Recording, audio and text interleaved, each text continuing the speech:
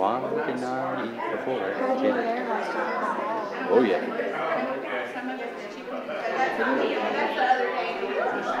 Me. Yourself. Me, myself, and I. It's the only way I get a good conversation.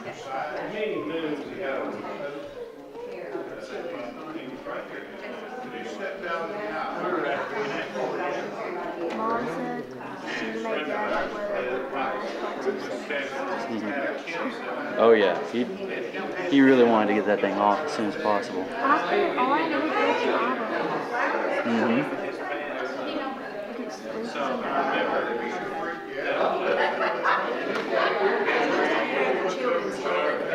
Yes, ma'am. Okay. Oh, money?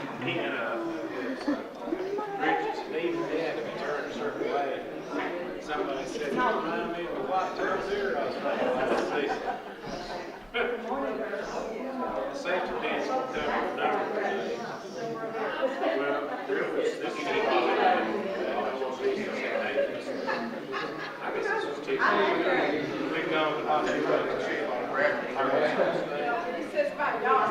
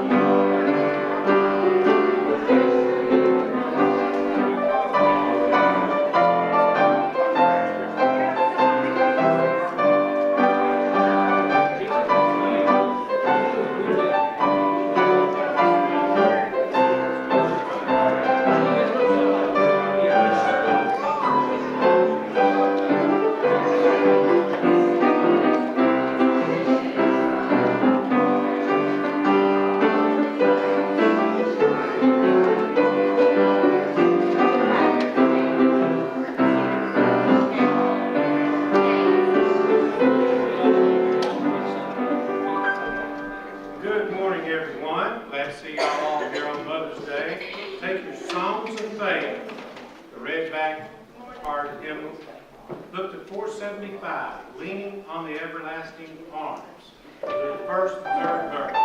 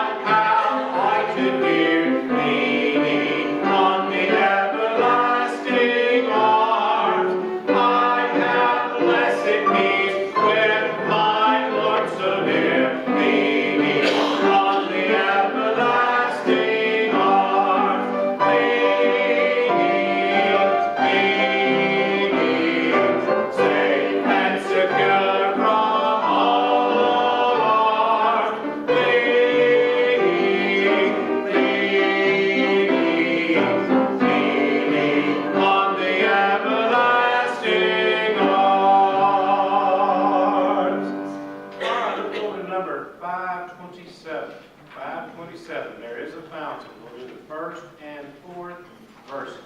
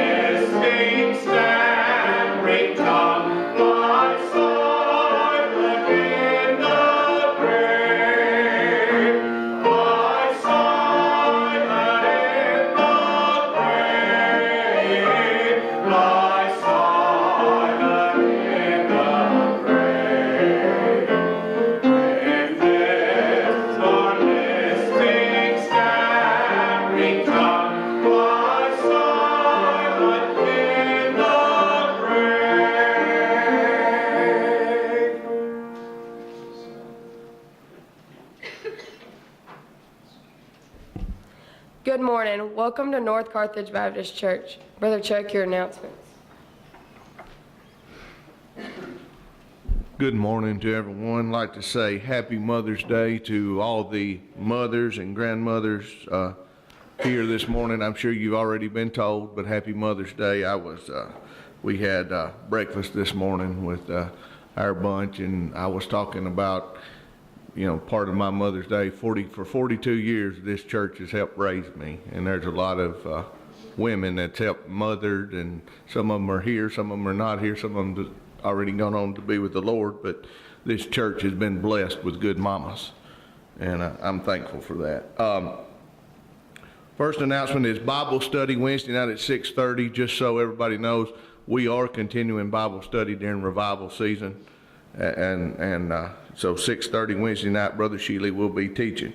Our soldier basket is in the back. Next Sunday afternoon after church, Brother Seth Gregory will be here at 2 o'clock to have his concert. We will have church after lunch. There is still a sign-up sheet.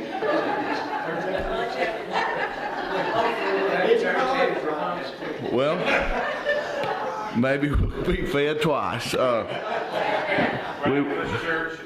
We will have lunch after church. There is a sign-up sheet in the back, and y'all can tell what time of year it is for me.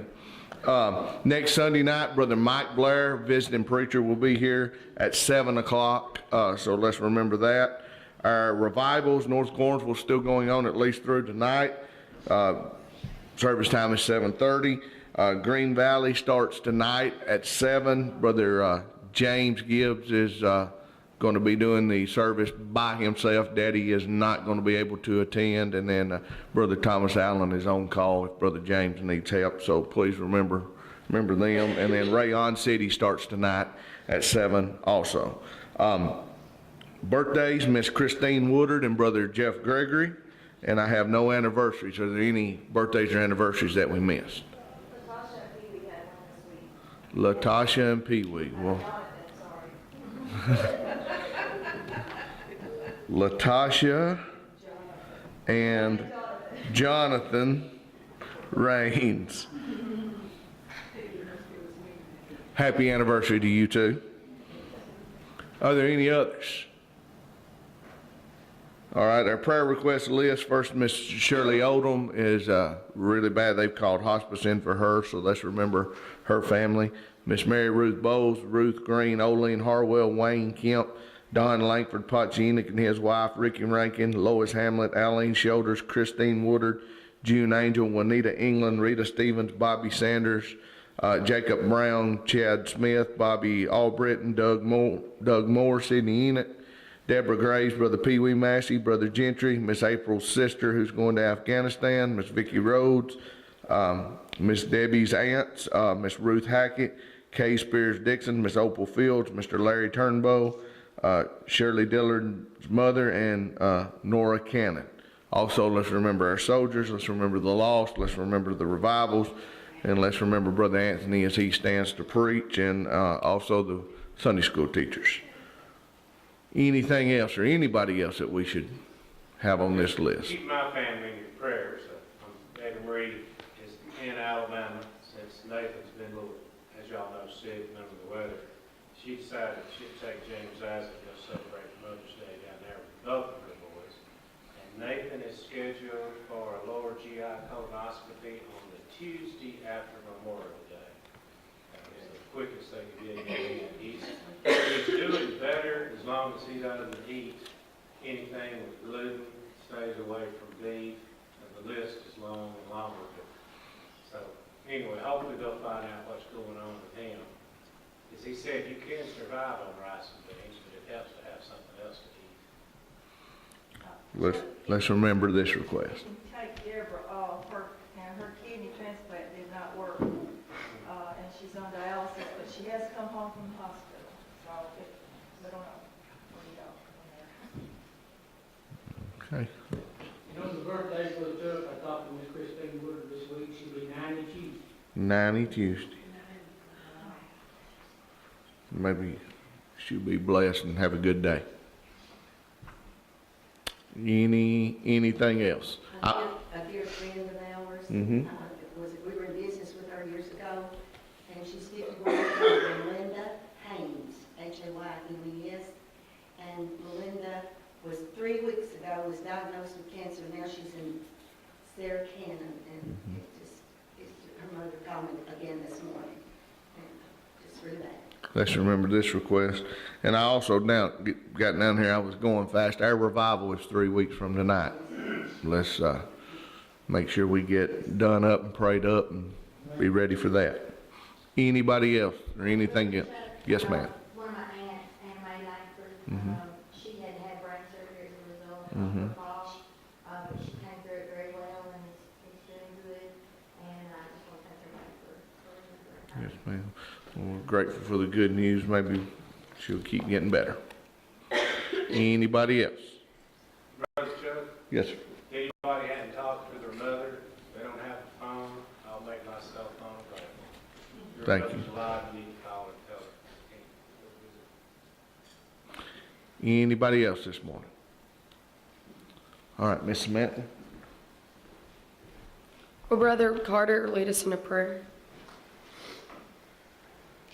Dear Heavenly Father, thank you for allowing us to come here again this morning, Lord, and be in your house.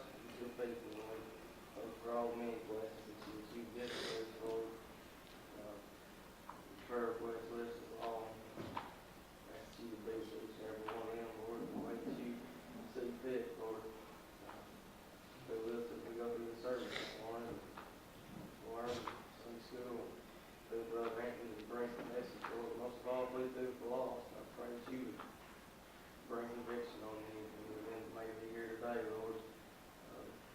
Thank you again for all your many blessings, Lord, and be with us. In Jesus' name I pray. Amen. My verse today is from Proverbs 31:27 through 29. She looketh the way of her household, and eateth not the bread of illness. Her children arise up and call her blessed. Her husband also, and he praiseth her. Many daughters have done very virtuously, and thou exceed them all. We'll have a verse of song and pastor classes. Let us all stand, look to number 353. When we all get to heaven, we'll sing the first verse. 353.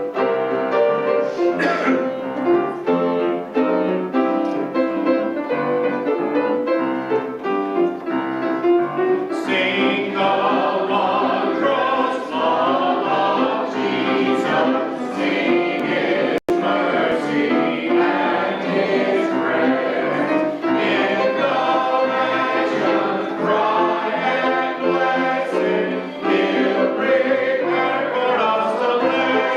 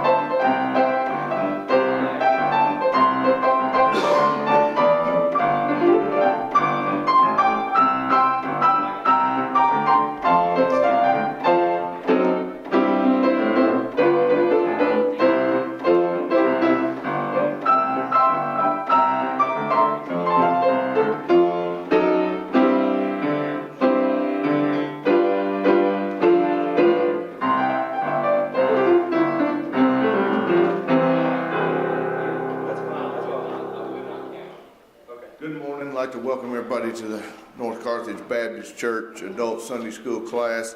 Especially like to welcome those that's watching by internet this morning. Happy Mother's Day to all the mothers, and just thank you for being here and thank you for joining in. Our title of our lesson this morning is Promises. Jesus promises to return to establish his eternal kingdom. Mark 13, chapter 13, verses 24 through 37. We're still in Mark. We've been in it for the last couple of weeks, and the title of our lesson is Promises. And here on earth, a lot of people make promises that are broken, just empty words that doesn't mean anything. However, when God and Jesus make promises, those are 100%. God does not lie. He cannot tell a lie, and we'll talk about that in just a few minutes. But this morning I want to ask you a couple of questions. Do you remember when the last time you left somewhere and somebody asked you, well, when will you be back?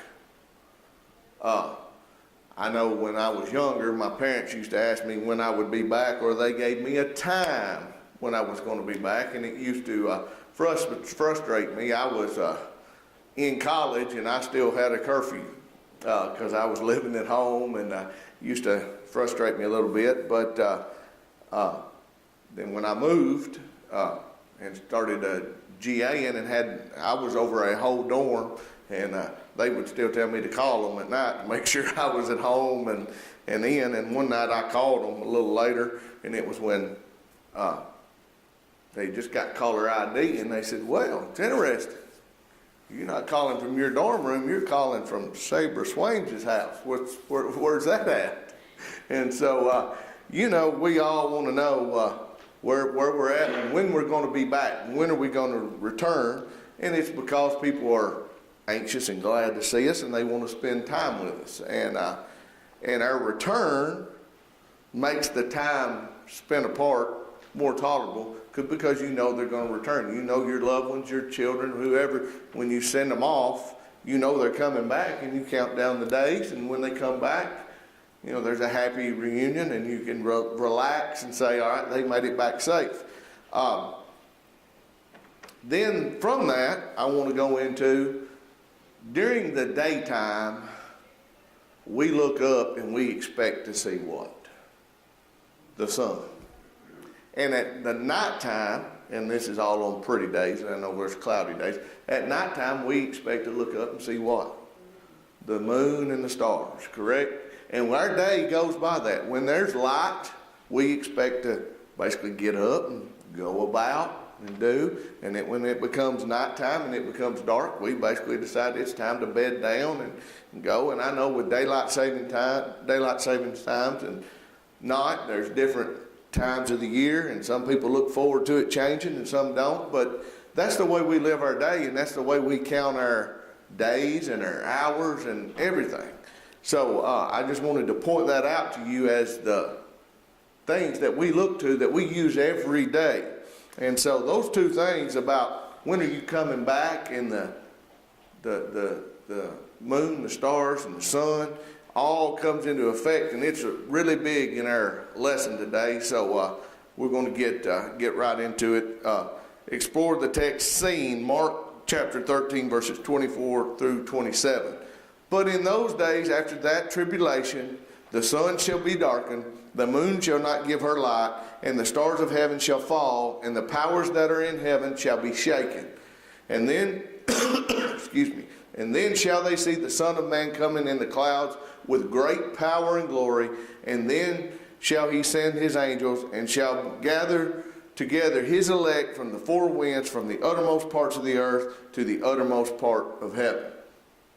Now, the very first thing is very true that I'm going to say here. It says, many good, godly people disagree over both the events related to Jesus' return and the order in which they will occur. While there is room for subtle differences of opinion, one thing cannot be argued. I guarantee you I could get a bunch of Bible scholars in here and preachers in here together and sit them down, and we could talk, and we could have a good debate about the return of Jesus and what's coming. But one thing is constant, is Jesus is coming back. He's coming back. He told us that. He promised us that. And everything that has been foreshadowed and done has played out, except he's not come back yet. So, we are still riding on that truth today, and we'll talk about it, but Jesus is coming back. It says earlier in chapter 13, Jesus had talked about a time of suffering and persecution that would lead up to his second coming. Initially, he may have been referring to the fall of Jerusalem in 700 AD. However, with the word "but," he shifted his readers from the near future to the end of time. The term in those days also would have moved his listeners towards a long-range context. Old Testament prophets often used it to describe future events, especially in the end of age. I am not a good reading person or an English person. In school, I was much better at math and science than I was English and reading. I like numbers, and I like little puzzles, things to figure it out. But sitting down and reading is not one of my hobbies, even if it's something that I like. I don't like read. I like more visual stuff and more hands-on stuff. However, reading the Bible and figuring out when, where, what, why, and trying to figure out what was meant, it's very important to see the commas and the little words. And but, and in those days, and what they were talking about is in the coming time. It says the key event in the end times will be the return of Christ in power and authority. After the tribulation, he will come back in a way that will be unmistakable. Jesus described the conditions in his cosmic terms that could be more symbolic than literal. Still, his followers would have recognized the connection between these images and the prophet's descriptions of the day of the Lord. Again, it's not if he's coming back, it's when. And when he does come back, it is going to be with power and authority. Now, again, in my weak, feeble mind, I'm not even going to try to describe and try to explain what that means with power and authority, but we're going to go over something. But I just want to take you back to last fall. Do you remember how the people acted when the eclipse was coming? They let out people stayed out of school. Schools met and watched it all together. Businesses closed. All this stuff was done because the sun and the moon, whatever was happening, happened, and it went dark completely for just a little bit of time. And I will tell you myself, I stood there and thought, man, this is neat. Never seen anything like it. My wife made sure that she had both of my kids, and they watched it together, and everything was great. And it was a pretty significant time. Well, how do you think we're going to react, feel, see, and do when Jesus comes back? Not just some people, but everybody. Everybody is going to stop and be in awe. And depending on which side we're on, some of us are going to be really happy, and some of us are going to be in shape. And again, I'm not going to get into all the little if, ands, and buts, when, where, why, all the little things, because there's a lot more smarter people in here about that stuff than I am. But I know he's coming back. I know that it's going to be with power and authority. And I know that he's going to use things that we see daily to make sure that everybody's paying attention, and every eye will see and every knee will bow when it happens. It says, the references to the heavenly bodies reminds us that everything will change when he returns. The sun, the moon, and the stars provide stability because they regulate our days. We often express our confidence in something by saying it will happen as sure as the sunrise. But the powers that are in heaven will feel the force of his return, and that will resonate to all humanity. Jesus' words also indicate a judgment that will come on those who initiate the tribulation against God's people. While believers will eventually be rescued from their sufferings, unbelievers will experience God's terrifying wrath. And again, there's going to be a great divide. There's no middleman. You're either on the saved side or the other side. And it's either going to be a celebration or a suffering. And I'm glad I know which side I'm on. And I'm glad that I don't have to worry about it. I look forward to it. As a Missionary Baptist Church, that is our hope. Is that one day He's going to come back and everything's going to be over and we can talk about going to heaven and all the streets of jasper and the walls of gold and the mansions and no more hurting, no more pain, no more tears, no more sorrow. All the bad stuff we can put aside and look to Jesus. And again, you can get a songbook out and there's a lot of pages that describe heaven and the things. And then you can also get out a songbook and talk about the other side. And you can get out the Bible and you can talk about the hell and damnation and the torment and the suffering and the wailing and gnashing of teeth. Whatever you want, whichever side that you want to talk about. But as sure as I'm standing here is Jesus is coming back. And there's going to be a great divide. And there's going to be a celebration. And there's going to be wrath. And nobody will escape. This image of Jesus' second coming stands in stark contrast to his initial entrance into the world. In Bethlehem, he arrived humbly to a nondescript family from an obscure Jewish outpost. While angels and a special star played a role in his birth, his arrival went unnoticed by most people of the day. The supernatural shaking described by Mark, though emphasizes his second coming, will be impossible to ignore. The baby who came as a Savior will return as a conquering, powerful king. And you think about that. In a little stable, he came into this world as a Savior. And he's going to return the second time as a king. Not many people knew that night when he was born. But everybody will know again when he comes the second time. As impressive as the lunar and solar events might be, they are only a prelude to the main event of the last days. With such cosmic chaos as a backdrop, Christ will return in a way that makes his identity apparent to every human. The word "they" should be understood as an inclusive sense. Everyone, believer or unbeliever, will experience Jesus' return. Again, there's those English words. It don't say some, or it says they, which includes everybody. And he's not a respecter of person. We all have our opportunities here on this earth. And we all have our free moral agents to decide and do what we want. He will come on the clouds with great power and glory, and in Old Testament glory was identified as a characteristic of God. Those who experience the return of Jesus will see him for who he is. Jesus commands the angels, and they will obey his directions. This is another indication of his power and his deity. The four winds is a poetic way of saying believers will be drawn from all over the world. This truth is further emphasized by John's vision in the book of Revelation, where he saw people from every tribe and every nation gathered at God's throne. And again, this world is a big, big place. But you think about it.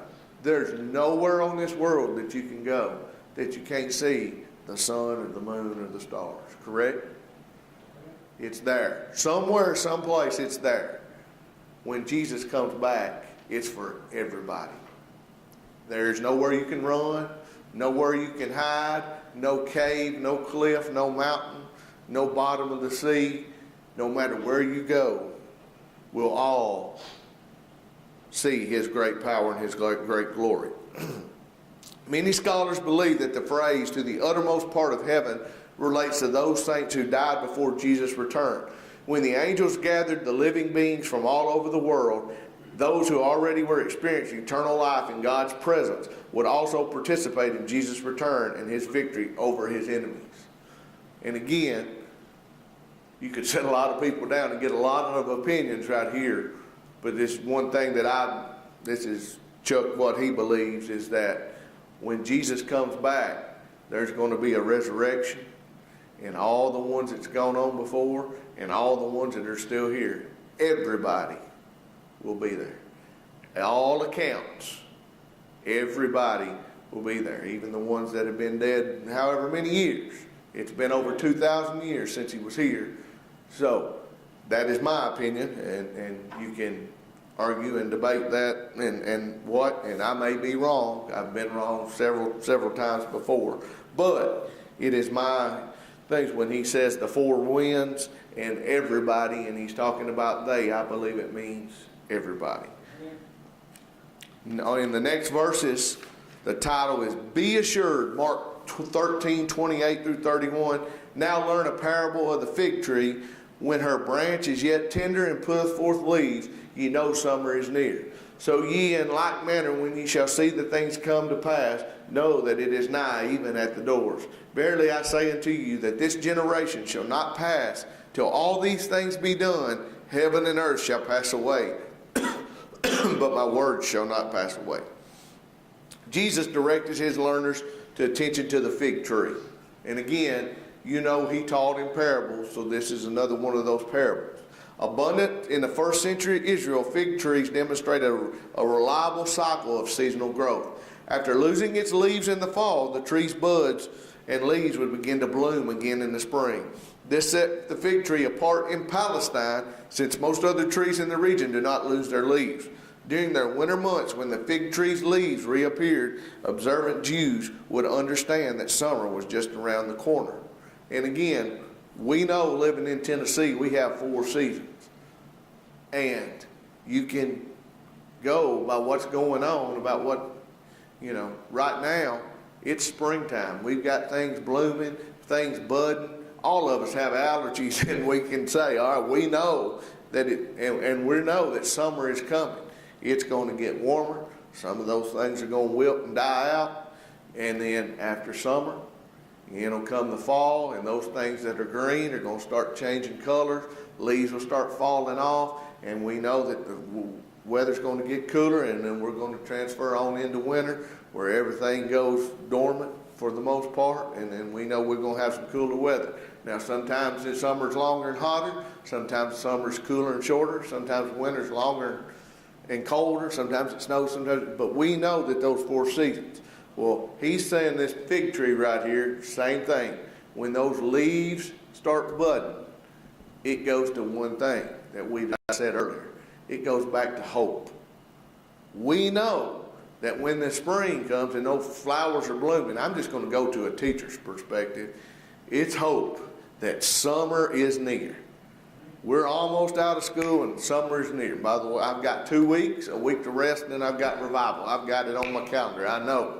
So that's the way we're going. Here we are with the fig tree, and here's what it says. The promise of summer provided by that fig tree represented the promise of hope that Jesus' return should provide his followers. Despite the suffering and the persecution they would experience, they could rest in assurance that it was temporary. Summer is near. Again, hope. Is that not what we stand on? The hope and the promises of God. We can turn on Channel 5 News and we know there's a lot of miserable things going on close to us. We can go out and walk the streets of Carthage, Tennessee, and there's a lot of sad circumstances. But North Carthage Baptist Church is predicated on that lost people will get saved, and the hope and the promise that one day God's going to return, and there's a heaven to gain and a hell to shun. Amen. And it's the same thing with this fig tree. Those leaves provided hope and promise that summer was near, and the hope and promise that Jesus was going to return. It says, Mark again pointed to these things as an indication that God was at work in the world and among his people. The phrase likely carried a dual meaning, pointing towards the fall of Jerusalem that would occur in a few short decades, while also describing the last days. In this case, Jesus' words would have relevance for both. His immediate hearers would endure the Roman onslaught, and the future readers would be looking for his second coming. The ultimate result of these incredible events is to provide hope for those who believe it is nigh. Regardless of the generation in which believers live, they must root themselves in the reality of Jesus' return. In addition, the truth must affect the way they live each day, and they must act as if he is at the door. And think about it, us as Christians, and my daddy used to tell me this a little bit often. He said, where you at and where you're running with, you better make sure that's where you want to be, and those are people you want to be with if Jesus comes back. And you think about it. How are we doing? What are we doing? If he was to come right now, this afternoon, during the week, he has promised that he's returning. And we have that hope in that promise. But what are we going to be doing? And I'll get to that more in just a second. This can be difficult, especially for a generation standing 2 millennia removed from Jesus' first century teaching. The passage of so much time makes it easier to fall in complacency. But discerning believers know that Jesus could fulfill his promise any day. The certain promise of his return should motivate us to remain faithful and to share his message with others. And you think about it. And I'll be the first. I'll point 10 toes, 10 fingers, and anything else y'all want to point at me. In this rat race that we run, I told Jesse a while ago, I believe I'm as tired as I've ever been. I've spent 3 weeks solid. Actually, yesterday doesn't count. But I spent 20 days on the go. I had something to do almost all day long every day. And it's worn me out. And sometimes that gets us away from what we should truly be focusing on. Being faithful to Jesus because he's been faithful to us. And also to share his message with others. Now, I try to do that daily. I had a football meeting Thursday night, and I told our incoming freshmen that whether you like it or not, I'm the son of a missionary Baptist preacher. I'm a missionary Baptist deacon, and every Thursday we're going to have 2 character coaches. I've got one on the field with us just about every day. And I said, we tried to teach them a little bit more than football. And I said, if I get fired for that, so be it. But I start chasing that ball a little bit more than I start molding sometimes. And you have to step back. But what are we going to be doing? Even though we're 2,000 years away and it seems like, well, it ain't going to be tomorrow. We don't know. Amen. And we don't need to lose sight of the focus of what we're supposed to be doing. In 30 and 31, Jesus offered a promise that this generation would not pass till all these things done.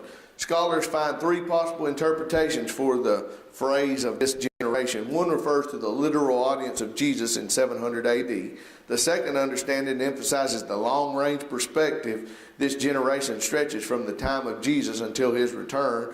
This so-called Christian era would soon see the tribulation mentioned, as well as signs of the third interpretation sees a dual fulfillment where Jesus was talking about both generations. The Greek word for generation leans towards the third option. Again, I'm not going to debate which one, but the way he spoke and the way he taught, I think he was probably talking to them and to us. That it was talking to both, the third interpretation. As a further promise that the listeners could count on his words, Jesus reminded him that his words were more reliable than even heaven and earth. He had already shared them with that his return would be accompanied by a tremendous amount of heavenly upheaval. The sun, the moon, and the stars would all feel the impact of his second coming. The natural order of things would be destroyed someday, and Jesus' words remain strong throughout the ages. His words shall not pass away. This would include all of his teachings, not just his portion dealing with his return. With his emphasis on this claim, Mark again pointed to Jesus as the Messiah, the Son of Man, and the Son of God. And again, with this, ending that part in verse 31, it points to Jesus being who he said he was. He was the Messiah, the Son of Man, the Son of God, and that he was going to come back someday, and his words made that known. It says in Mark 13:32 through 37, but of that day and that hour knoweth no man, no, not the angels which are in heaven, neither the Son, but the Father. Take ye heed, watch and pray, for ye know not when the time is. For the Son of Man is a man taking a far journey, who left his house and gave authority to his servants, and to every man his word, and commanded the porter to watch. Watch ye therefore, ye know not when the master of the house cometh, at even, or at midnight, or at the cock crowing, or in the morning, lest coming suddenly he find you sleeping. What I say unto you, I say unto you all, watch. Said Jesus made it clear that no man, not even angelical beings, would be able to discern the date of his second coming. And you think about it. Just about once a year, we have somebody that pops up on the news and said, oh, it's coming, it's the time. I remember the biggest time in the year when it went over from 99 to 2000. They said it was going to be the end. No man knows. Nobody can predict it. Nobody knows, not even the angels. God has saved that for himself. And our deal is just watch, wait, and nobody knows. It says, Jesus himself stated that he did not know the date, which some scholars see as part of the limitations he voluntarily put on himself while on earth. The Father alone determines the time of Christ's return. Of course, this has not kept some from trying to figure it out for themselves. For centuries, people have made predictions about Jesus' return. All have been wrong. No amount of study will reveal what God has chosen to keep secret. As a result, believers must continue walking in faith, trusting God's promise, and living as if each day he would return would be the day of his return. And you think about it. In this life, if there's a secret, if you pry hard enough and you talk around and do a few things, a lot of times you can find it out and it's not a secret. But no man, nobody, no amount of study or anything knows when Jesus is coming back. It says to emphasize the importance of watchfulness, Jesus used two exclamations in a row. Take ye heed, watch and pray. Both of these terms express a sense of urgency. Believers do not know the date and never will. They need to be paying attention. They need to be ready. Ignore the date. Ignorance of the date is not an excuse for the unfaithfulness. Jesus described the owner of an estate. Let me stop there. A lot of people in our life procrastinate. A lot of people say, well, I've got time. I've got this, I've got that, I'll do it tomorrow, I'll do it next week. And it is my opinion that a lot of sinners say, I'm not going to go today, I'll go tomorrow. Well, this says, take heed, watch and pray. We're not promised tomorrow. And I would hate to be gambling on something so important. And if you're in that condition, you don't need to. You need to take heed and watch and pray. You don't need to put it off and procrastinate and think, I've got time, because eternity is a long, long time to be gambling with. It says, again, in the parable, Jesus uses another parable about the owner of the estate preparing for a long journey. But before leaving, he made sure everything was in order. The servants were given their assigned task, and the porter was put on notice to expect his return. In the ancient Palestine, travelers rarely ventured out at night. However, if they were attending a community function or were eager to get home after a long trip, they could arrive after dark. In that case, they would want the doorkeeper and the servants to be ready for their return regardless of the hour. So he used another parable. In ancient Palestine, people didn't travel at night very much. But if they did, they had everybody on watch that when it was dark, when they returned, they'd be ready for them. And they wouldn't be caught off guard. And he used that parable about not being caught off guard and being prepared. It says Jesus' listeners would have understood quickly that he was the head of the house and they were the servants. while they may not have understood the complete implications of his departure at this point, they would recognize the urgency of his repeated command to stay alert and watchful.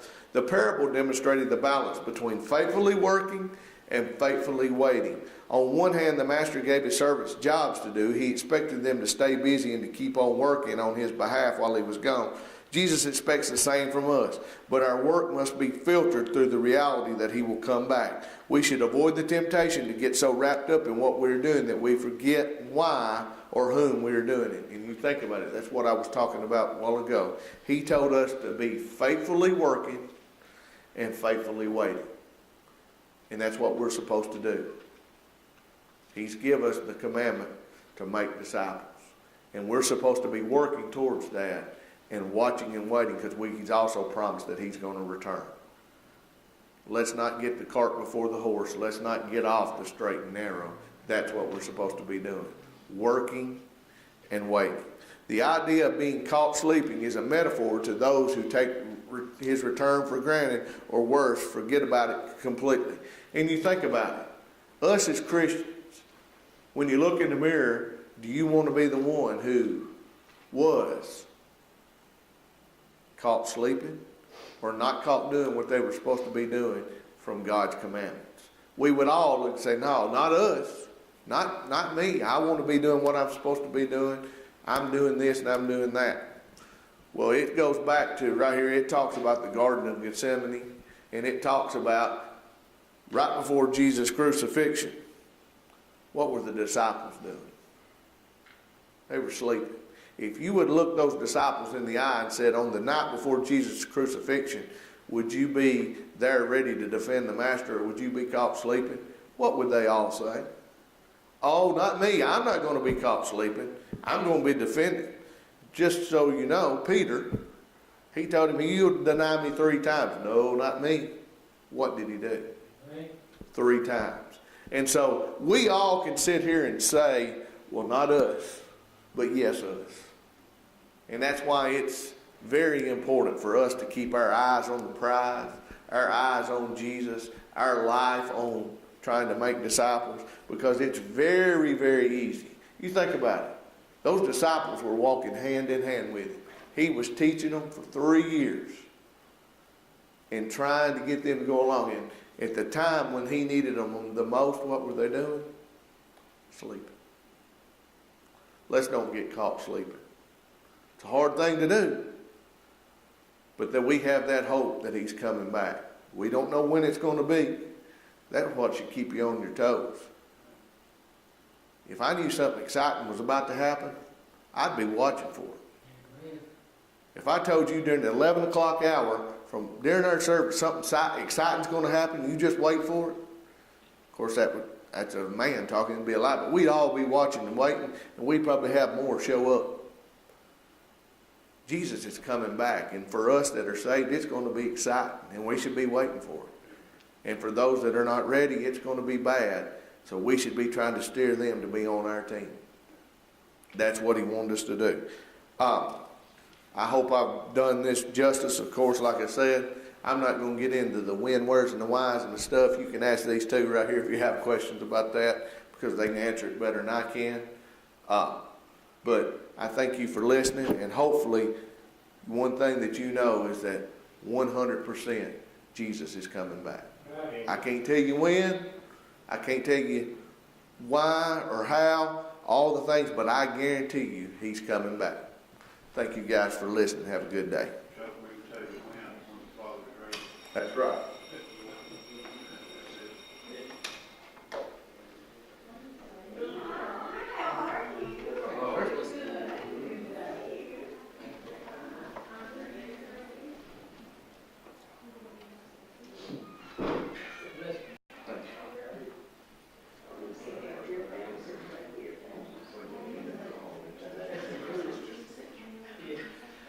You done a good job. It gave me an out. You done a good job.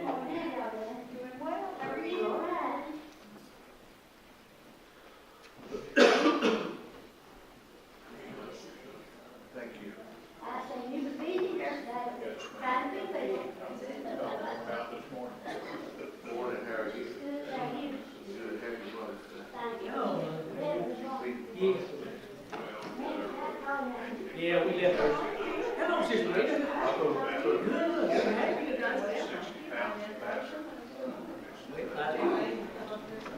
Well, we glad you did.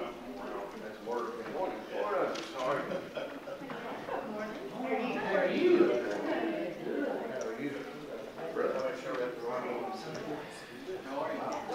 I wish I would. They sure don't listen to the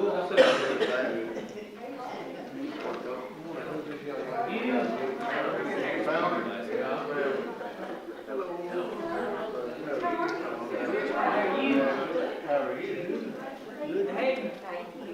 You too. Good. Good to have you today. I hadn't seen her in a long time. It has been a real long time. Yeah. Sure glad to see you. Yeah, where you live? Cheetah Camp.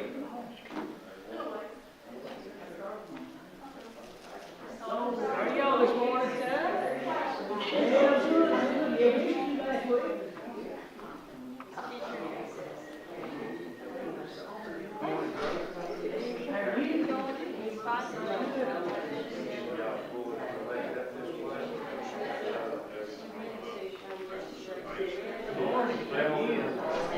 How are y'all?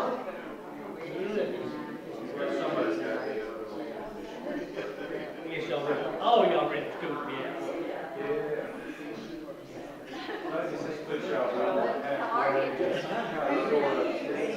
You should change.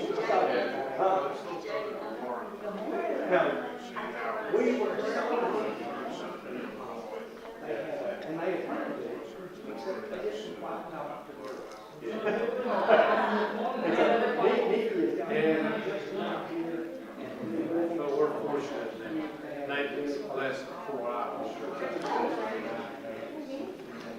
And I always feel like it's going back home.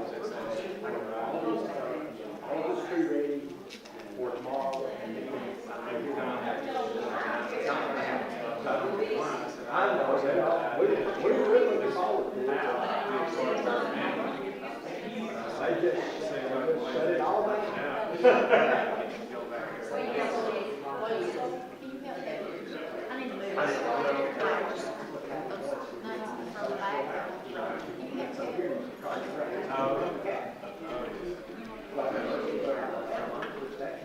Yeah. Well, brother-in-law. I know, there's a real way.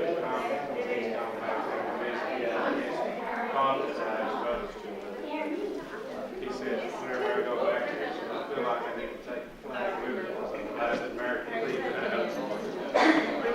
Yeah.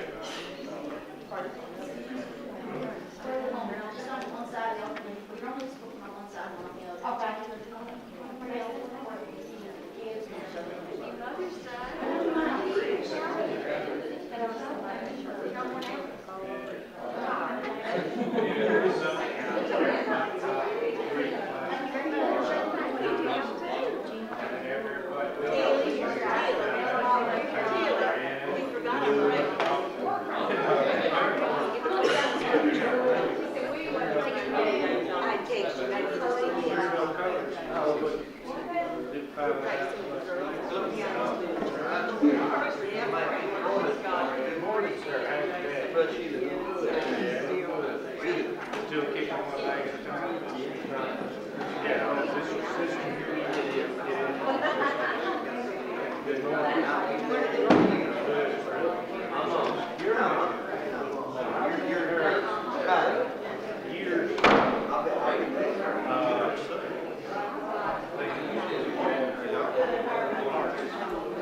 Y'all were little child. Yeah. Yeah, that should have been only 5 years ago, but it's, yeah, I believe. Because he just bought a new truck, had a little cab.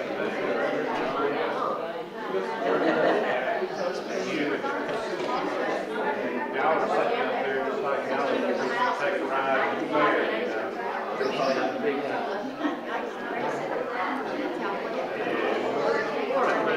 You know, at that age, you have to not to buy.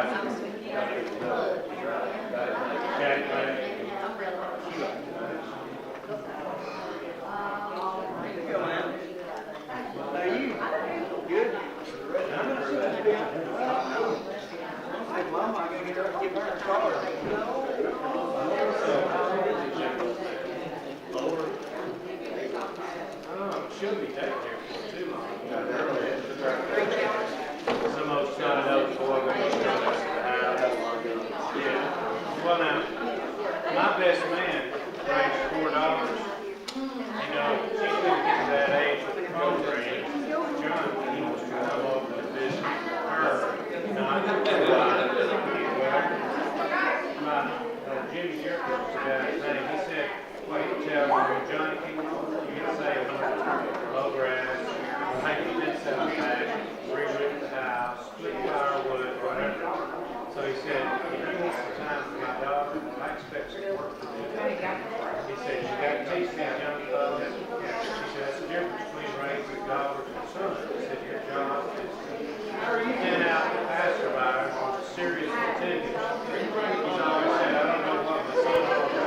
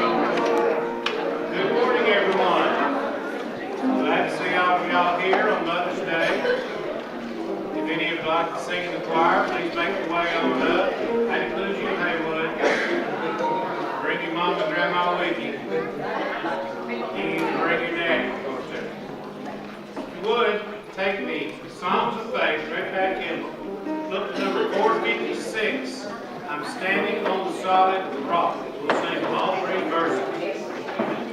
456, y'all need some books.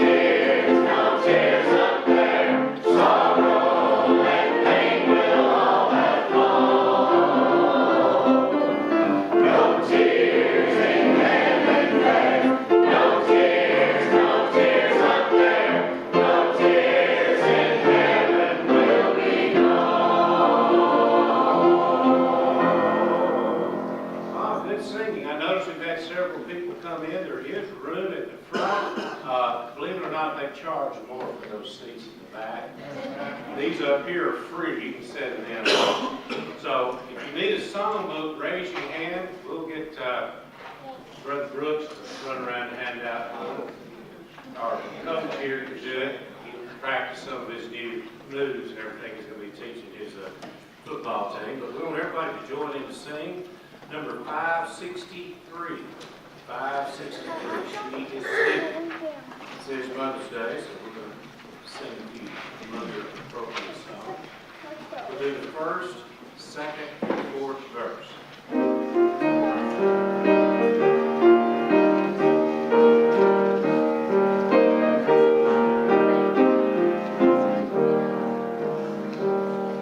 There's a land beyond the river where the skies are ever fair, and I have an angel mother who is waiting for me there. Come along and row me over to a fairer land than his. For my heart grows weary waiting for my angel mother's kiss. She went o'er the silent waters and the setting of the sun, and I know that she is happy, for the Christian's course is run. Come along and row me over to a fairer land than his. For my heart grows weary waiting for my angel mother's kiss.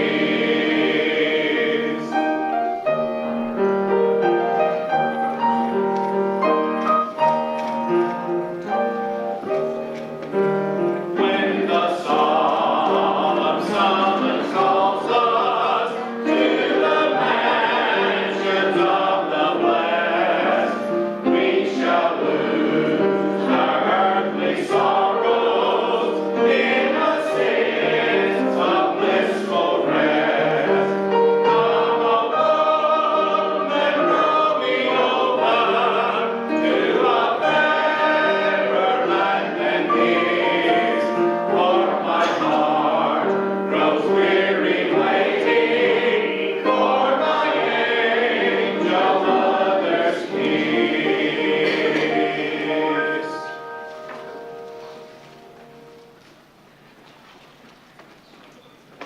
Good morning. I'd like to welcome everybody to North Carthage Baptist Church this morning. I'd like to especially welcome our visitors and like to say Happy Mother's Day to all you mothers from the church. Thank you for being here. Our announcements this morning, we will have Bible study Wednesday night at 6:30. Brother Sheely will be teaching. In years past, we have cut off our Bible study during revival season. This year, we have decided we're going to keep it going every Wednesday night, so that is still will be every Wednesday night. Our soldier basket is in the back. Brother Jimmy. Everybody, next Sunday is Seth. Seth is going to be here. Of course, we got lunch after church. I really want a good turnout for this.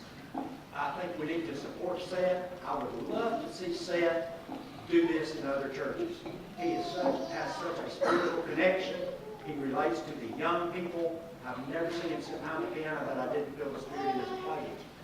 Let's come out and support him greatly. I want to see him go to our other churches around and do the same thing.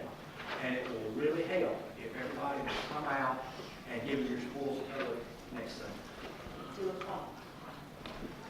That will be at 2 o'clock here at church. We will be having lunch after church. I said church after lunch this morning. But we will be having lunch after church. Everyone's invited. There's a sign-up sheet in the back about what to bring. But, and then also, we will be sharing, there's a posters in the back about that, and we will be sharing that on social media, and we ask that you share that with all your friends and family. There are posters in the back. If you've got somewhere that there's quite a few people or whatever, grab some and stick them up to us. Also, next Sunday night at 7 o'clock, Brother Mike Blair, a visiting preacher, will be here. Please make plans to attend. We have several revivals going on. North Warrensville, and Brother Anthony will be there at least through the night, starting at 7:30. Green Valley will begin tonight at 7 o'clock. Brother James Gibbs is going to be doing that one by himself. Daddy's not going to be able to attend, and he's got his son, Brother Thomas Allen, on call if he needs help. And then Rayon City starts tonight also at 7 o'clock. And then the most important one, they're all important, but the most important one starts 3 weeks from tonight here at North Carthage at 7 o'clock. So I encourage you to attend. The ones you can, pray for the ones, pray for them all, and also get all your honeydews and things done and caught up. That way in 3 weeks we'll be ready for ours. And bring a friend or friends. Birthdays, we have 2 birthdays in connection with the church. Miss Christine Woodard will be 90 on Tuesday, and Brother Jeff Gregory. And we have 1 anniversary within the church, Jonathan and Latasha Raines. Happy anniversary to you guys. Are there any other birthdays or anniversaries that we missed? Okay, our prayer request, Miss Shirley Oldham, hospice has been called in for her, so let's remember her and her family. Miss Mary Ruth Bowles, Miss Ruth Green, Miss Odeline Harwell, Wayne Kemp, Don Langford, Patsy Enoch and his wife, Ricky Rankin, Lois Hamlet, Eileen Shoulders, Christine Woodard, June Angel, Juanita England, Rita Stevens, Bobby Sanders, Jacob Brown, Chad Smith, Bobby Albritton, Doug Moore, Sidney Enoch, Brother Pee Wee Massey, Brother Gentry, Miss April's sister who's leaving to go to Afghanistan, Miss Vicki Rhodes, Miss Debbie's aunts, and one has had surgery and came through and does a little better, but let's still remember them. Miss Ruth Hackett, Miss Kay Spears Dixon, Miss Opal Fields, Miss Melinda Holmes, Mr. Larry Turnbow, Miss Shirley Diller's mother, Miss Nora Cannon, and the Reed family. Let's remember our soldiers. Let's remember the lost. Let's remember the revival, especially ours, and let's remember Brother Anthony as he stands to preach. Are there any other prayer requests within the church this morning? Okay, if not, I'm going to turn and ask Brother Phil Kemp, would you lead us in a word of prayer this morning? Dear Heavenly Father, we come thank you this morning, Heavenly Father, and we bless your life. So strong, Heavenly Father, for salvation. Pray for those, Heavenly Father, and those not in the free promise this morning. Your own Son, Heavenly Father. Those are personal prayer list, Heavenly Father. Those, Heavenly Father, each and every man, everybody in this church, that we would pray, Heavenly Father, that you'll all be saved. Pray for the revivals, Heavenly Father, that's going on at this time. May, Heavenly Father, many souls be added to thy kingdom. Heavenly Father, I want to thank you for a Mother's Day. That Heavenly Father didn't take us to church, but made us come to church. And thank God she did, Heavenly Father. We're able to bow at this time. And thank you. From our heart, what we have in there. And Father, we ask you to be able to answer this morning. Give him the word, Heavenly Father. Some lost heart, Heavenly Father, that they'll be saved today, Heavenly Father. And they'll be with you throughout eternity. We want to thank you again, Heavenly Father, for many blessings. Be with those, Heavenly Father, on the prayer list. Restore them to the health. Be thy will, Heavenly Father. Always thy will be done. And Father, thank you for this church. For the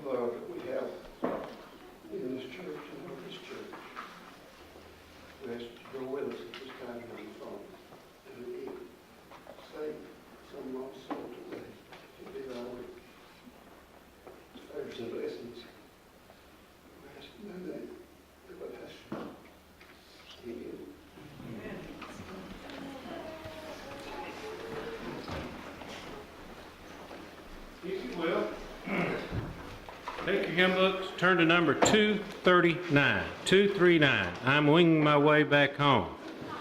Great piece of music. Gives every voice part a little solo. So altos, tenor, and bass get to sing along with soprano.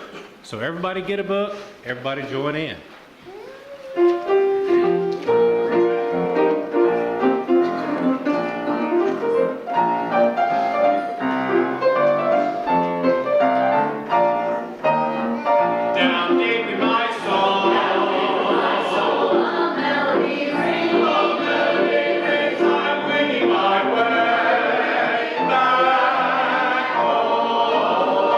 My sinner is saved.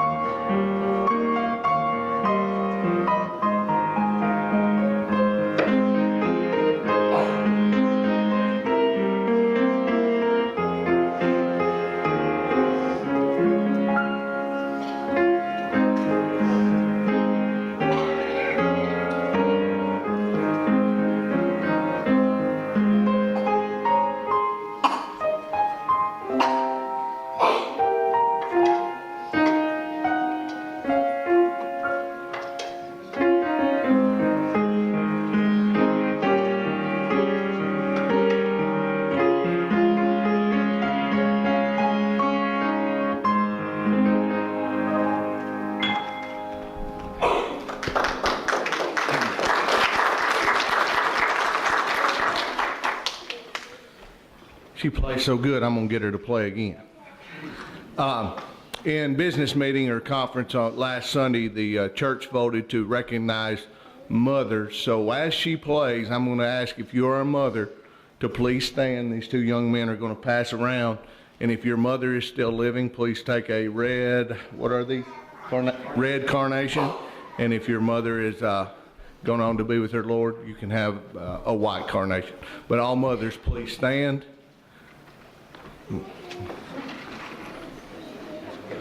And we thank you, and she's going to play this as we honor you. She'll play sitting down. Oh, she's going to play and sing. All right, there's a song that's real special to me. There's 3 songs that remind me of my mother, and this is one of them. And the second verse says, she was the first one to teach me about heaven, and the very first one to tell me about you. And some of you knew my parents. My dad was known for his intelligence and his integrity, very strong man of integrity. But you know, the older I get, the more I appreciate my mother, because my dad didn't go to church, and my mother did. And my mother took me. And you know, as I've gotten older, I wouldn't have known the Lord if it had been up to my dad. It was my mother that got up and got me ready and got me there. And you know, the Bible says that extends to generations and generations. And I'm so thankful I lived long enough to see that. And I want to encourage all of you mamas to get up and get these little kids ready and get there. I've been there, and it's a pain.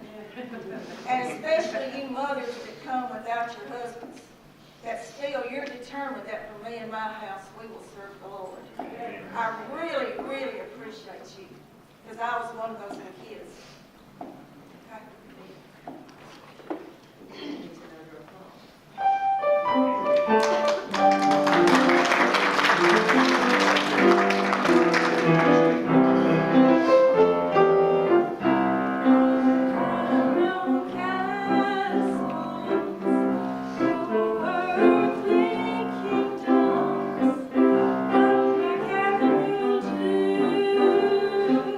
Till I get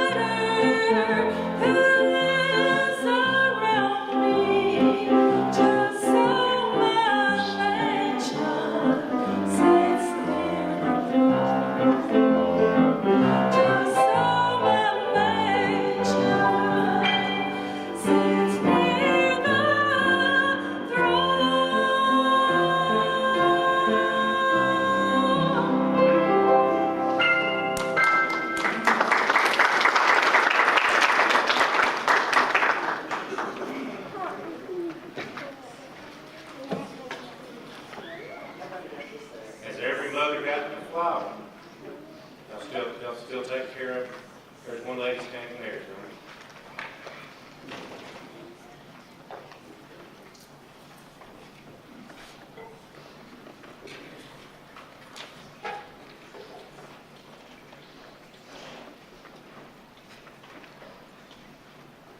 I'm sure I'm not alone in realizing that your parents would be such an example to you.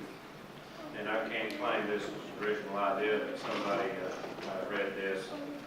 Said if you're really wanting another personal example of the love of God, look at your mother. She's always there to love you, take care of you. She will scold you if you step out of line. And she's always there to encourage you. No matter how old you may be, you're still her child. And if there's one thing that I miss, is sometimes when life wasn't exactly going the way I wanted it, I could call up my parents, Mama would get on the phone, Mamas could just tell by the tone of your voice, what's wrong, son? I said, well, this or that. And you know, she'd sit there and encourage me, tell me, oh, you can take care of this, you can do this, you can do that. And I thought, you know, that's just the love of mothers. It's just like the love of God. It's always there when you need it. It's always a comfort. It's always an encouragement. It's always one to remind you this is the line, and if you cross it, you will pay for it. But still, your mother loves you. And so, God bless all you mothers. And I said this morning and last week. If you have not talked to your mother today, if you need to use my cell phone, I'll gladly let you do it before you leave church today. You call her up and tell her you love her. You have no idea what I would do to have another chat with my mom. I know I will one day in heaven for an eternity. But for right now, while I'm still living, I miss her very much.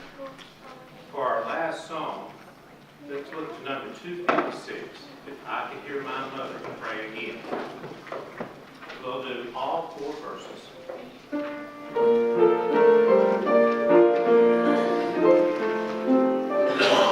Let us stand out of respect for our brothers. How sweet and happy sing those days of which I dream, when memories recall them now and then, and with their rapture sweet, my weary heart would beat, if I could hear my mother pray again. If I could hear my mother pray again, if I could hear her tender voice as then, so glad I'd be, would mean so much to me. If I could hear my mother pray again.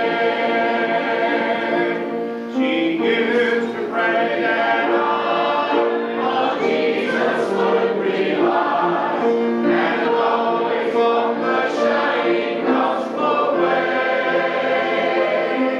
So trusting in His love, I seek that home above, where I shall meet my mother some day. If I could hear my mother pray again, if I could hear her tender voice as then, so glad I'd be, would mean so much to me. If I could hear my mother pray again. Within the old home place, her patient smiling face was always spreading comfort, hope, and cheer. And when she used to sing to her eternal King, it was the song the angels loved to hear. If I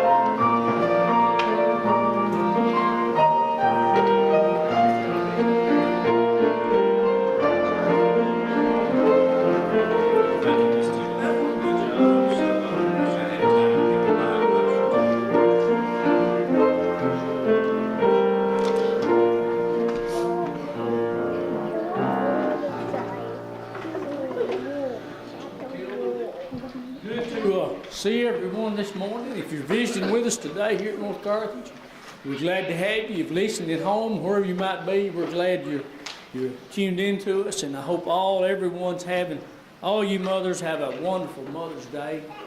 And we're so thankful for all y'all, and done been mentioned by different ones how precious mothers are, and how if you still have yours, you need to tell her how much you love her and appreciate her, because where would we be without our mothers? We sure would. And I may read just a little bit before I get into the message this morning talk about mothers a little bit, what God did for us with them. But I want to tell the ones that come to North Gordonsville to the revival, appreciate y'all coming. There was a good turnout Thursday night when everybody said it was coming, but there's been somebody there every night this week from North Carthage, so I really appreciate that very much. And keep being prayerful. There's lost there, and we just want to be prayerful for the revival meeting there, and one starting tonight. Ours will be here in just a few weeks, so remember that. I had one announcement. Brother Field mentioned they put a new door up in the back, and they changed the locks around. So anybody that needs a key, they're in a basket back here on the table. So y'all get them. I had a good Sunday school lesson this morning. Brother Chuck taught a good lesson. I appreciate that. It's been good to be here with everything that's been done. But I want to read a few verses over in Genesis before we get into the message this morning. And when God created Adam from the dust of the earth, and breathed life in him and made him a living soul, in verse number 18 of chapter 2, it said, "And the Lord God said, it was not good for man that he should be alone. I will make him a helpmate for him." As a husband that has two children, I sure am thankful that the Lord made one.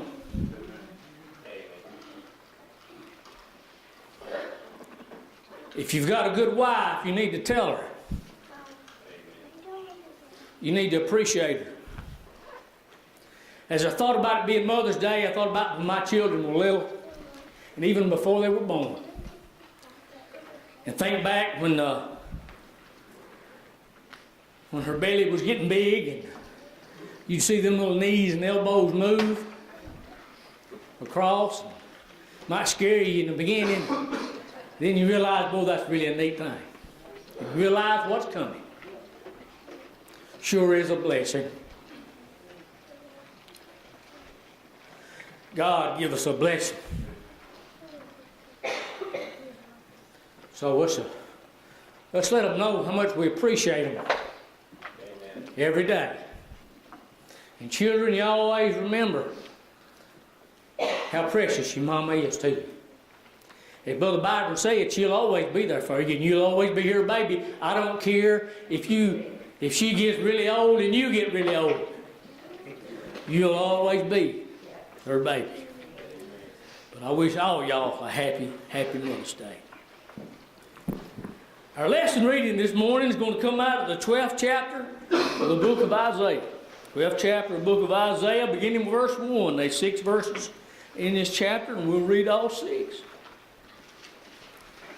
"And in that day thou shalt say, O Lord, I will praise thee, though thou wast angry with me, thou anger is turned away, and thou comfortest me. Behold, God is my salvation. I will trust and not be afraid. For the Lord Jehovah is my strength and my song. He also is become my salvation. Therefore with joy shall you draw water out of the wells of salvation. And in that day shall you say, Praise the Lord, call upon his name, declare his doing among the people.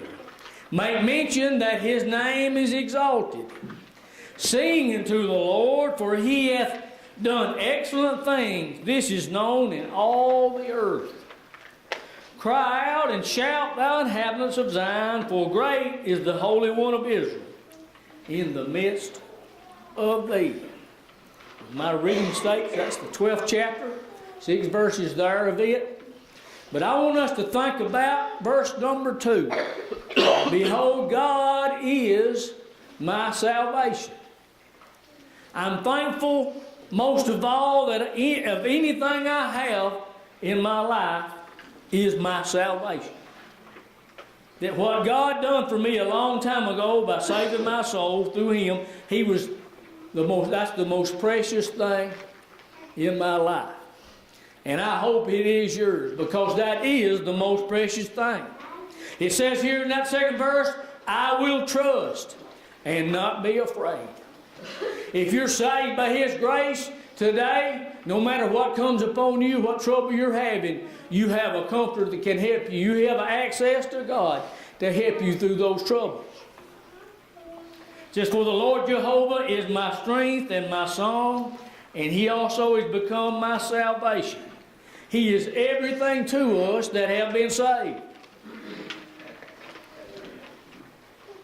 But in this verse 3 here is where even though God is my salvation, I want you to, when He saved us, He just didn't say, you're saved, go on about your way. It says here in verse 3, therefore with joy shall you draw water out of wells of salvation. Once we're saved, and we have His Spirit that dwells in us, and we have His Word, if we'll look to Him and study and pray and give Him honor and glory and sing praises to Him like these verses talk about, and cry out to exalt His holy name to a lost and a dying world, we can draw from what He has given us. He just didn't give us a bottle and say that's all you're going to get. What He give us will never run out. It will always be sufficient, even though at times we feel like that, and that's just part of us being human beings and this nature that we have. Sometimes we get feeling low and down and out, but whatever. But if you save, you have access to Him, and you can draw on it. So I want us to think about this morning, drawing from what we need. We can study His Word and read it, and meditate on it, and we can draw from that. We can get closer to Him with that. His Word declares to us that we should study. Do you know it would be beneficial for every one of us today? And I hope we all do anyway, and I need to do more of it, I tell you. We all need to just sit down and read His Word more than what we do.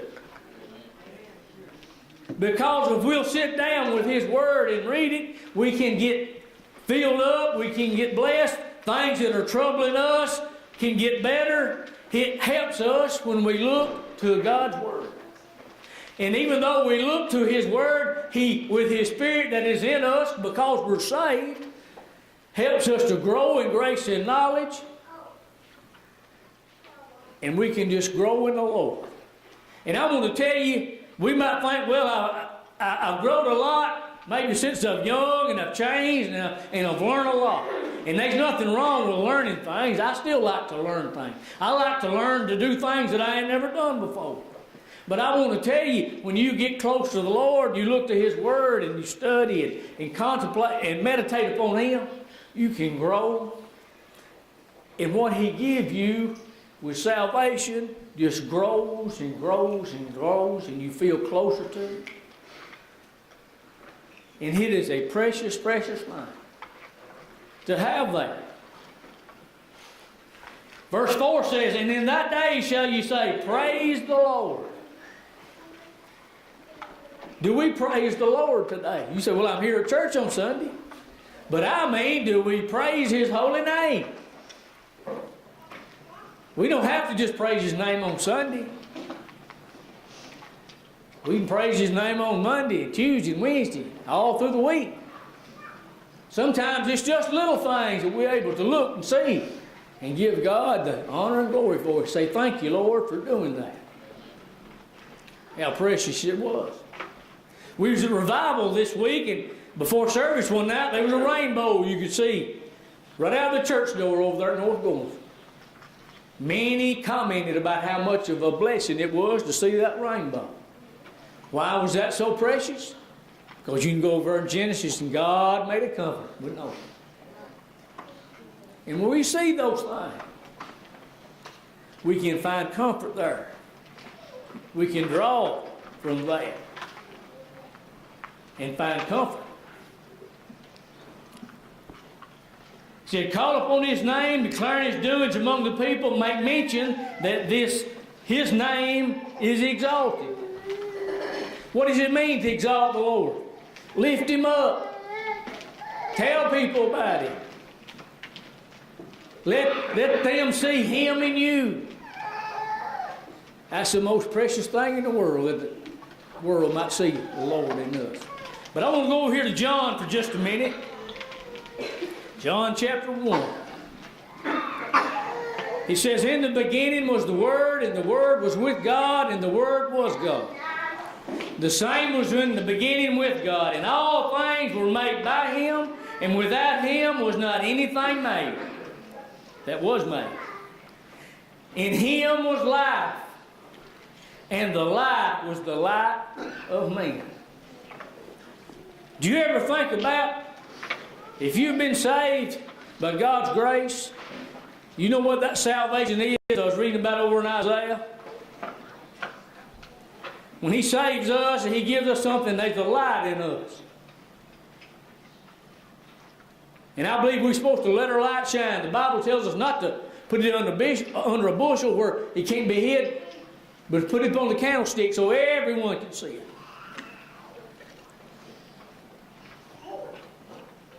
The light of men. And the light shineth in darkness, and the darkness comprehended it not. And there was a man sent from God whose name was John, and that came for a witness, to bear witness of the light, that all men through him might believe. John the Baptist came to bear witness to the light, and the light was Jesus Christ. A light to a lost and a dying world. He's still the light. There's a song out there, I saw the light. There's lights in the ceiling up here. I can see them. That's not the light I'm talking about. I'm talking about Jesus. And the only way I could see him was through faith. Believing that he was, and he was the only one that was able to do what he said that he could do. And I trusted in him. And I was able to see him through faith. Not with my physical eye, but in my heart. When he saved me. It says here, he was not the light, but he was to bear witness of that light, that the true light, which lighteth every man that cometh into the world. That he was in the world, that the world was made by him, and the world knew him not. He came unto his own, and his own received him not. But as many as received him, he gave them power to become the sons of God, even to them that believed on his name. Believing on the name of Jesus. That's the only way to have salvation, is to believe in him. You can't believe in anything else but him. You can't believe in your works. You say, well, I'm a good person. That does not matter. The Bible says none are good, no, not one. You might say, I come to church every Sunday. I tithe. I do all those things. They make good things. You may help folks across the street. You may hold a door for them. You may go help them with whatever they may be doing. You may be their greatest neighbor or whatever it might be of helping people. You may visit the sick and do all manner of good works, but it doesn't matter if you've never been saved. You must be saved. And the only way to be saved and to understand what salvation is to know the only begotten Son of God is Jesus Christ. Is to know him. Then, those verses I read in Isaiah, you can draw. And just keep it drawing. You can drop the bucket down and pull up water. And it won't never run out. Now, the key is, once you get saved, it's up to you whether you're going to continue to get blessings.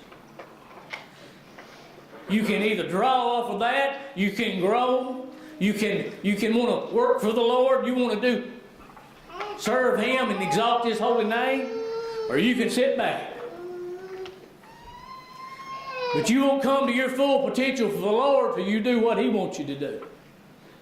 And that's to draw from Him, grow in grace and knowledge, and you can have a joy unspeakable and full of glory. And we get that when He saves us, but there's more to it than that. It can be the greatest thing in the world. We might look upon the world and see, boy, that's the big shiny lights and what's going on in the world and all what's going on. Boy, that's great, ain't it? You know what's really great? Is to have peace with God.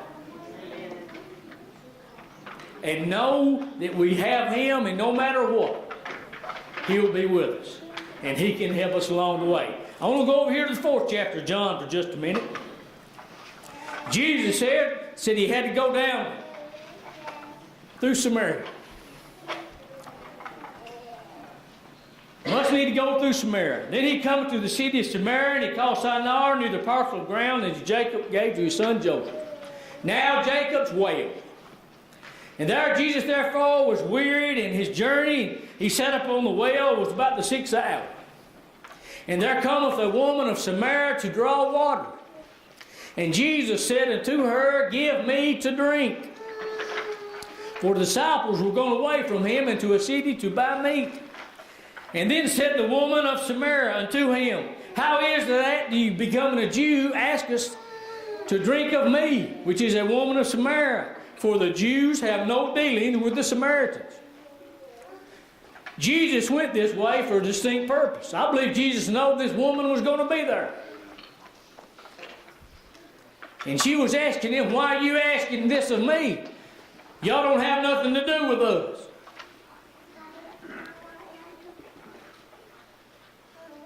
And Jesus answered and said unto her, If thou knewest the gift of God, and who it is that saith to thee, Give me to drink, thou would askest of Him, and He would have given thee living water. Those wells of salvation that I read about over there in Isaiah.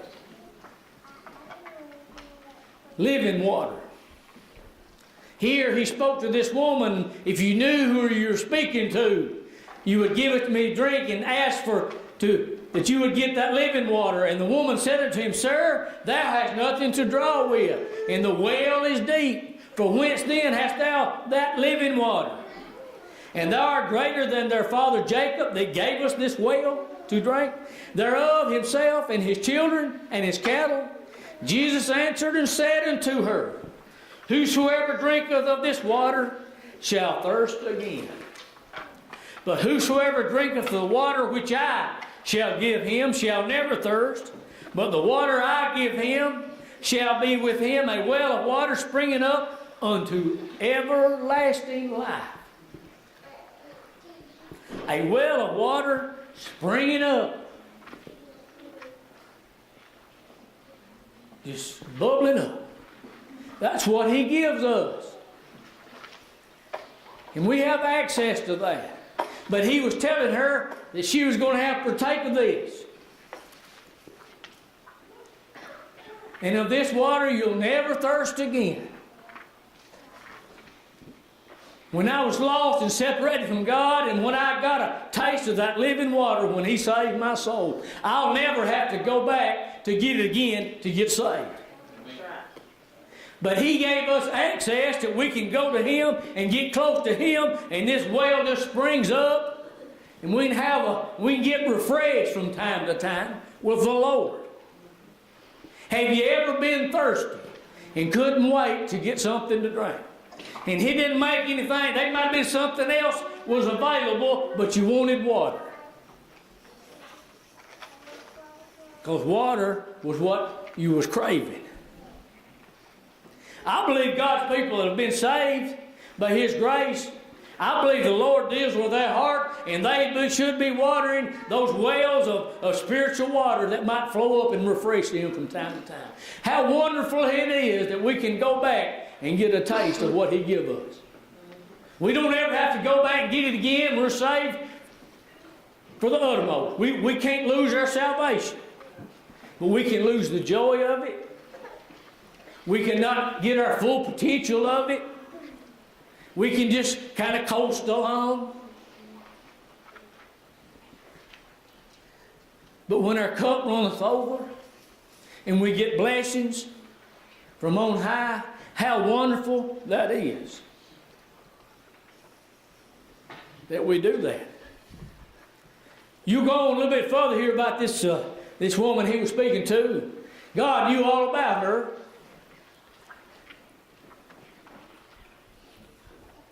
After he told her all about her, she went and told people, come see a man that told me all things. The Bible says many believed on the saying of the woman, and many went and seen for themselves because of what she said. You and I today, if we'll exalt his holy name, if we'll let our light shine to a lost and a dying world, people can see that there's something different about God's people. There was something about Jesus different. I believe there was something different about his disciples. I believe all down through time, God's people has been different. And there's some of God's people that are really different. Those are the ones that, I can't remember where we sung it last night at church or what.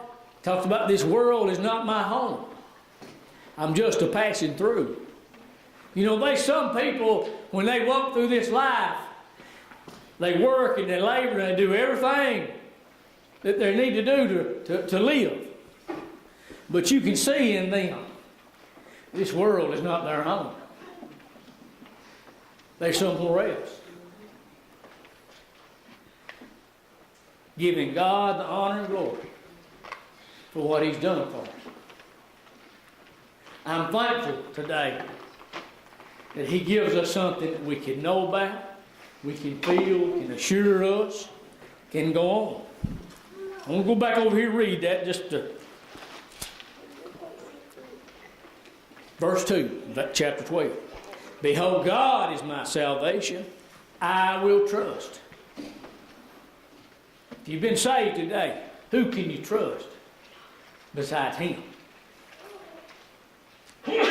Might lose a job, might get sick, death might come knocking. Who are you going to depend on?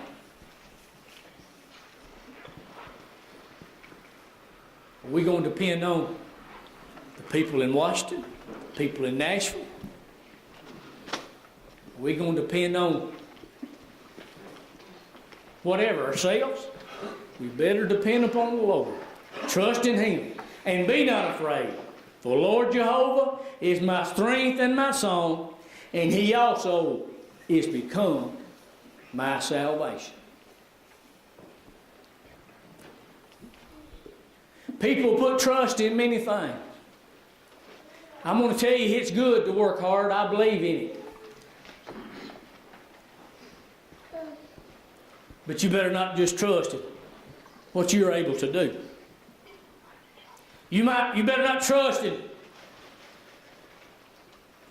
all the education you got. Education's a good thing.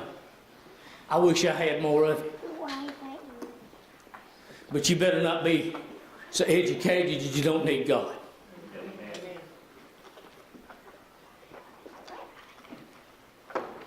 Us that are saved today, salvation is all that matters. To the people in this church that are unsaved, I want you to understand something. Jesus is the only way you can ever get saved. And you'll have to call upon his name somewhere in your life to get saved. You'll have to believe on him with all your heart. Nothing else you do or accomplish in this life will really matter. But if you get saved, the most precious thing in the world is to be saved and know the Lord. and blessings upon blessings upon blessings if you'll do what He wants you to do. You might say, Brother Anthony, it takes time to sit down and read my Bible. Yes, it does. I'll have to not do something else. Yep. If I pray, it'll be taken away from other things I need to be doing. The Bible tells us men should always pray and not to faint.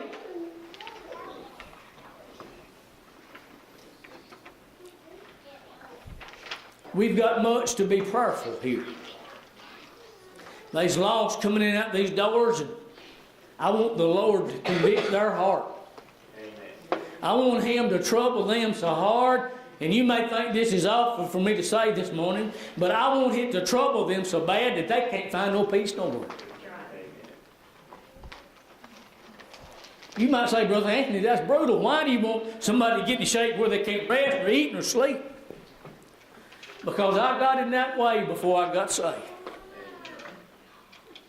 I was afraid to go to sleep. I was afraid of everything because I wasn't ready to go. I wasn't saved. Because I want them to have what us that are saved have.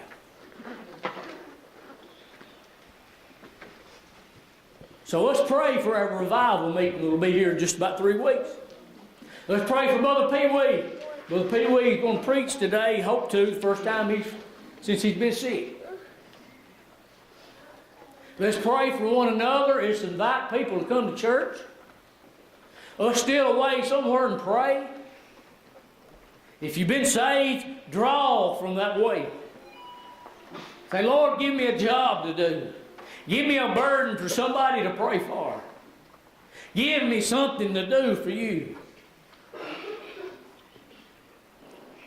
That thou be lifted up, and these lost people will be convicted and saved before it's everlasting too late. In the Sunday school lesson this morning, Brother Chuck taught was really good. It was about the Lord returning. One of these days He is, and He's going to end it. We don't know when that is. I'm thankful I'm ready. I can look over the congregation. There's a lot of people here ready. But I'm afraid there's some that are not. And I don't know anyone's heart. But you better get ready. Better get ready. He is the way, the truth, the life. Jesus Christ. I hope you'll consider your condition. Let's be prayerful and do what the Lord would have us to do. And us draw off what He gives us. He didn't leave us empty-handed. We might think, Brother Anthony, it's overwhelming, this world. It seems like it's overwhelming. These little lost boys and girls, men and women, nothing penetrate that heart. Nothing don't work no more. That's what the devil wants us to believe. God the same today, yesterday, and forever. His power is just as much as it was a long time ago. Only difference is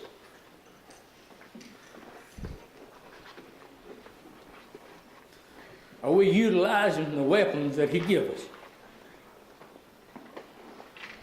Are we using the tools that He gives us?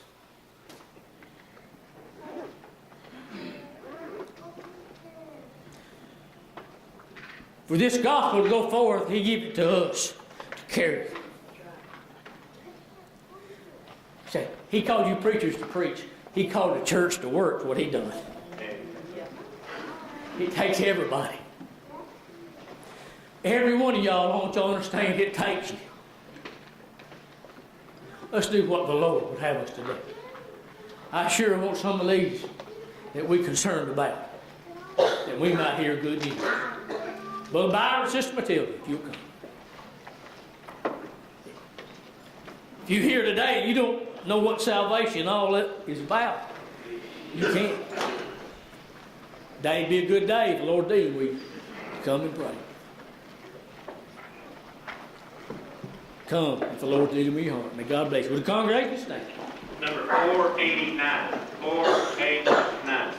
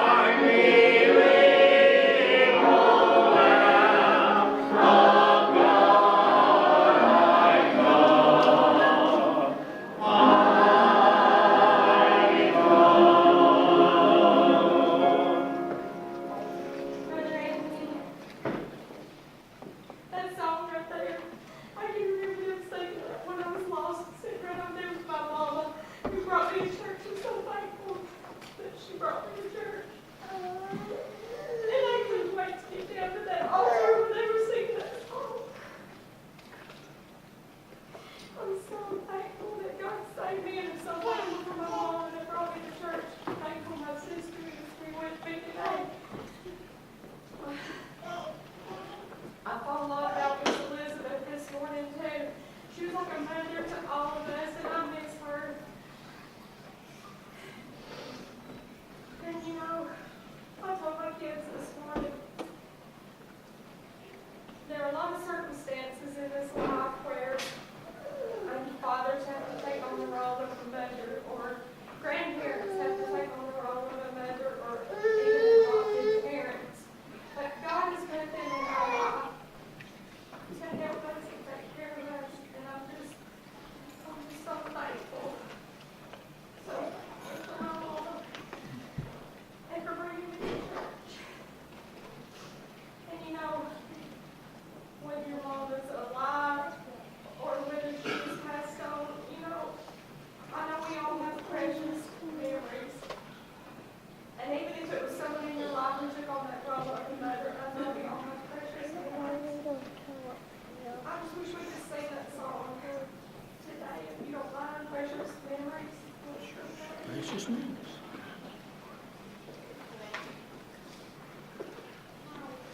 $285. Just a minute, Brother Bob. Yes.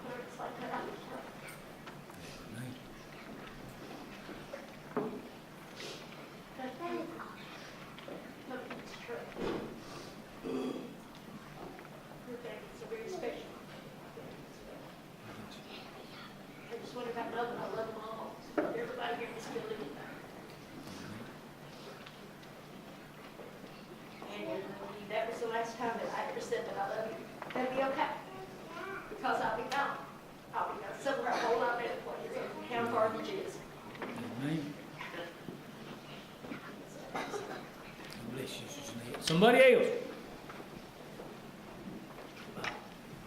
Number 285, precious memories.